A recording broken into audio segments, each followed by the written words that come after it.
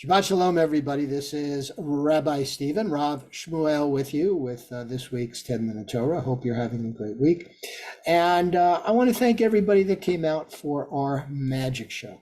You know, we're starting to do more things at our synagogue now that COVID is almost history, and we're starting to get back in the swing of things.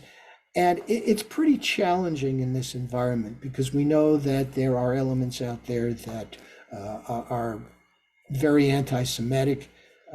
They are going public. It's really kind of horrible. It's back to post World War II, pre World War II. It's some of the behavior that led to the Holocaust. And we're doing everything that we can to make sure it doesn't happen, including lawsuits against institutions that don't protect Jewish students, for example. And part of it too is that, I know that some of us are very concerned.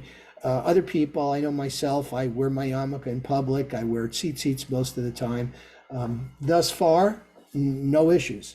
So I guess maybe it's just because where I am, or maybe some other factors, I don't know. But we're starting to get doing more things. We have Purim coming up in a little bit.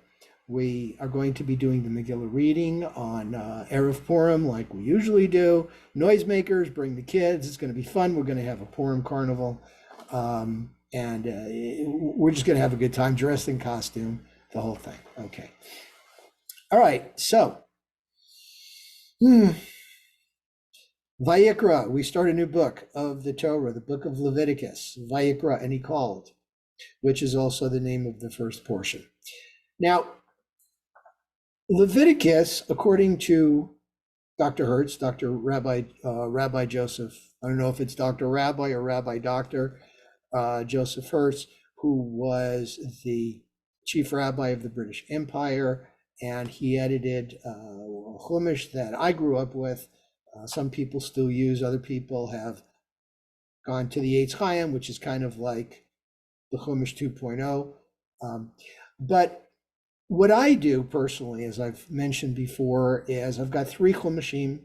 Chumash is, of course, derived from the Hebrew word for the 5 books of Moses. The Art Scroll, which is the Orthodox version, has a lot of commentary from different places. The United Synagogue Rabbinical Assembly of Conservative Judaism published a new book a while ago, a new Chumash called the Eitz Chaim, Tree of Life. And this was meant to take the place of that. It has more detail, more commentary, more synopses, if you will, more this is what's going on in this section, this is this section. And then, of course, you get some of the detailed commentary verse when you have specific verses come to the fore.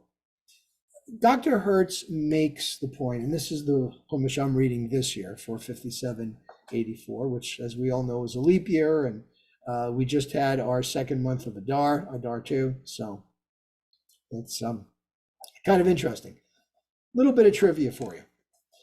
Purim is in the Hebrew month of Adar, and it's on the 15th of the month.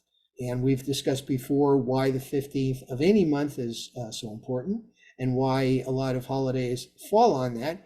And one of the reasons, of course, in Judaism, there's many reasons why we do things, but one of the big reasons is because the Hebrew calendar is based on the moon, which means we know it's a new month because you don't see a moon up there, it's a new moon. And in the Talmudic days, you used to have 2 witnesses that a couple of days later saw the horns of the moon start to peak. They went to the Sanhedrin, the Supreme Court of Judaism, and they let them know, 2 separate witnesses, separate times. They said, okay, we're declaring the new month. Years later, I believe it was Maimonides, standardized the calendar. We don't need that anymore. The lunar calendar is 11 days shorter than the solar calendar. So every few years we have to add a whole other month. And that month is the second Adar. When children started studying Torah, they would start with this book and learn all the various laws. So the 4 basic are for bull or an ox. If you're kind of upper middle class, goat or a sheep. If you're kind of in the lower classes, a couple of birds, turtle, doves, or pigeons.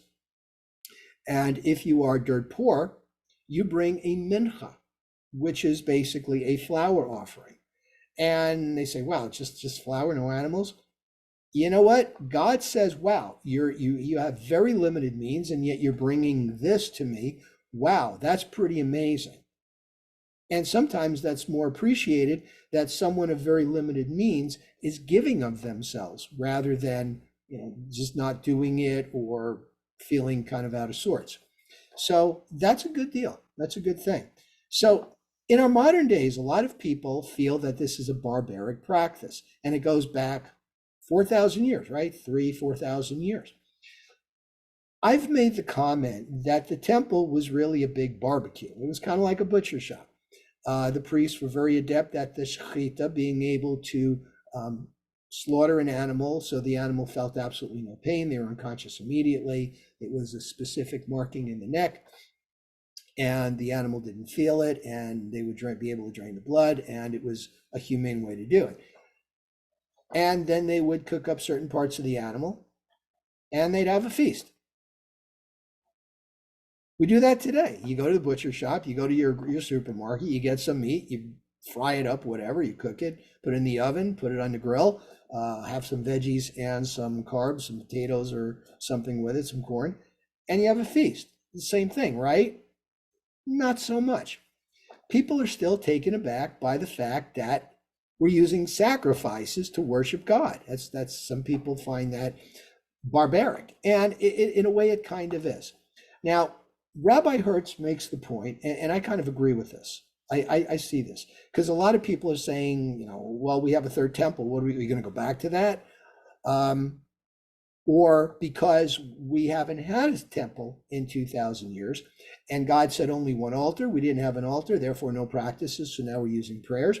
Some people say, well, in Judaism, when you do something long enough, the tradition becomes law. Like, for example, the 2 days of Passover, Shavuot, and Sukkot. Do we really need the extra day to make sure that, okay, I still don't see a moon, I don't see the image of the moon, so, okay, I know that this is the beginning of the month and this is the right time. Or the fact, right? Or that it's the 15th of the month. I want to make sure that there's a full moon out there. Takes a while to get the message from Sanhedrin, but the calendar's been standardized for hundreds of years. So we know, even people in the backwoods in Africa or Asia, wherever they are, they know, right? The calendar, you're not sitting around waiting for the Sanhedrin to get a message to you. You know when that day is, because again, the calendar has been standardized. So we don't need the 2 days, but because we've been doing it for so long, we still do it. So the idea of sacrifices was merely to wean us off of what everybody was doing back then. And we know it wasn't just animals that they were sacrificing, right? But when they did their sacrifices, there were also these incantations and spells, magic, wizardry. And for us, it's like, no, we're going to be civil about this as much as we can. We're not civil, but civilized. And this is just to worship God. So the sacrifices is just basically a means to that path. Now, today, we've been doing prayers for so long, and all the other religions do prayers. Nobody does sacrifices anymore, at least that I'm aware of. So prayer is the order of the day. Why would we maybe take a step backwards? Prayer is civilized. You're not just butchering an animal, just, see God, I'm being sincere. So that's just kind of my feeling. And I think a lot of other people would agree with that. We've evolved in our worshiping. We've gone from these sacrifices to prayer. Maybe in another 100 years or so, a few hundred years, we'll be doing meditations. There are meditations in Judaism. Some of it is Kabbalistic, some of it is very Orthodox, but they do exist. So maybe that's the next step.